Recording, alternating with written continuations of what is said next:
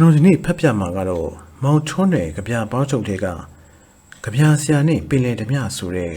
ဆောင်းပါးတစ်ပုဒ်ပဲဖြစ်ပါလေကြပြဆရာနဲ့ပင်လယ်ဓမြကဘာမြေပေါ်ကတဏှာရံမှာတစုံတစ်ခုဟာအမြဲမှားယွင်းနေခဲ့ပါလိမ့်မယ်တင်မောပြက်တစ်စင်းပေါ်ကအိမ်မက်တွေကိုကျွန်တော်ကစာနာဖို့တည်ခဲ့တယ်အဲ့ဒီအတွက်ဒါကျွန်တော်ရဲ့ပျော်ရွှင်ခြင်းတွေဟာတောင်တင်တမောတစ်စင်းဖြစ်ခဲ့ရတယ်။မြောင်များလှစွာတော့မှားယွင်းခွင့်များရှိခဲ့တဲ့အတွက်ကျွန်တော်ကမောင်ထွန်းတွေကအသက်ရှင်ခြင်းတရားကိုအထူးပဲကျေးဇူးတင်ရှိပါကြောင်းဖော်ပြလိုက်ပါစီ။ဘာတစ်ခုကိုမှအဆင်မပြေတာကိုရောကံဆိုးမှုအကြိမ်ကြိမ်ကြာရောက်ရတာကိုရောယောဂပိုးမွှားတွေထူထက်တိတ်တီးနေခဲ့တာကိုရောတစိမ့်စိမ့်တမြင့်မြင့်နာကျင်ပြီးစာလောင်နေရတာကိုရောကိုကချစ်လိုက်ပြီးပြန်အချစ်ခံခွင့်ရတာကိုရောအမုန်းခံလိုက်ရတာကိုရောအဆအဆစုပေါင်းဖြစ်ပြီးပြည့်ရွေးနေတဲ့ဒီဘဝတူတူတာလေးကိုအထူးလိုက်လဲစွာကြည်နဲ့လှပါလေလူသားတစ်ယောက်နဲ့တစ်ယောက်နူးညံ့ခြင်းပြိုင်ပွဲမရှိခဲ့တာကိုတော့ကျွန်တော်ကရေတွန်းတွေးလိုပါလေ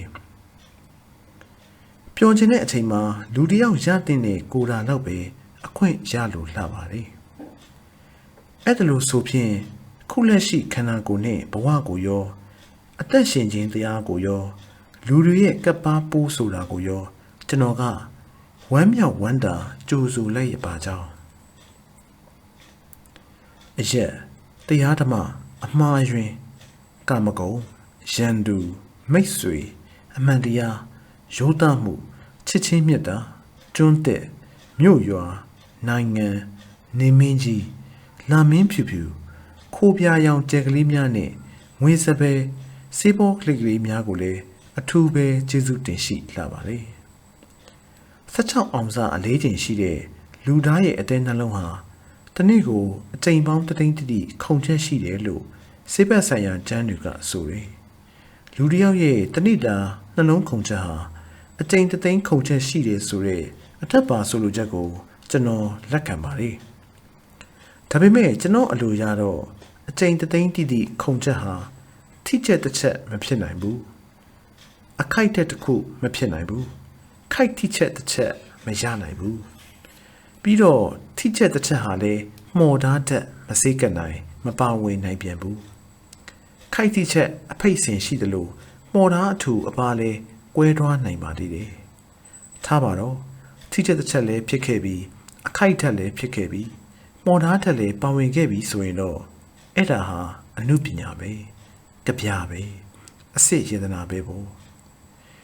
နီဝါပြစိမ့်တွေကွဲနိုင်ပါရဲ့အယောင်ကွဲပြားမှုကတော့တုတ်တန်ဖို့မျိုးစားလိုက်ပေါ့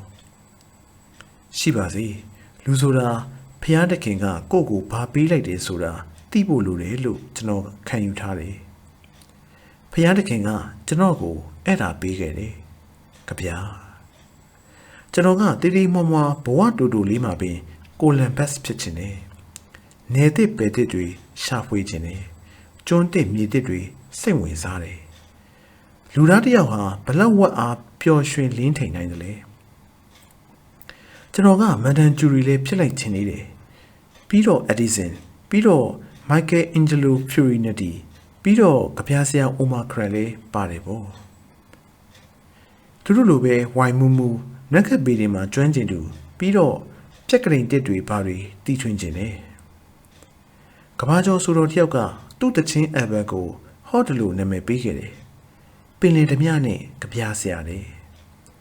ညီမချင်းတစ်ခုကိုသူ့ရဲ့ရှုထောင့်ကနေဆွဲပြထားတဲ့ဒီတချင်းမှာသူ့ဆိုလိုချက်က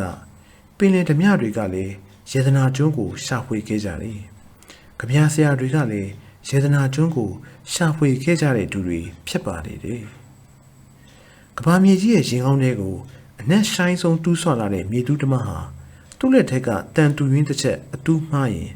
တွေ့ထားတဲ့ကြောက်မြတ်ယေဒနာပဲ့ရွက်ပြီးတန်ဖိုးဆုံးရှုံးနိုင်တယ်လို့တစ်ချက်မှားယွင်းတွားပြန်ရင်လေမြေကြီးတွေကိုပေါ်ပြိုကျပြီးအသက်ဆုံးရှုံးနိုင်ပါလေတကယ်တော့ကြပြဆန်ဆိုတာကိုလန်ဘက်စ်လည်းဖြစ် မဒန်ကျူလည်းဖြစ်မာကိုနီလိုလည်းစောင်းတွင်းအိမ်မက်တွေနဲ့ကဘာကိုဆက်တွယ်နိုင်သူမဒန်ကျူရီလိုမြေကိုလင်းထိန်စေသူနဲ့အိုမာခရန်လိုဝိုင်မမှုနဲ့နှလုံးခုန်ချက်တသိန်းတဲကထွက်လာတဲ့ခိုက်ထိချက်တစ်ချက်ကိုမှော်တက်တွင်ပြီးထိခိုက်ချက်နဲ့ကဘာနဲ့လူသားစီကိုပေးပို့လိုက်တာကခုတင်းလက်ကျွဲမှာဝစ်စင်ထားတဲ့မြတ်လက်စွပ်ကလေးပါပဲမောင်ချိုးနွယ်1985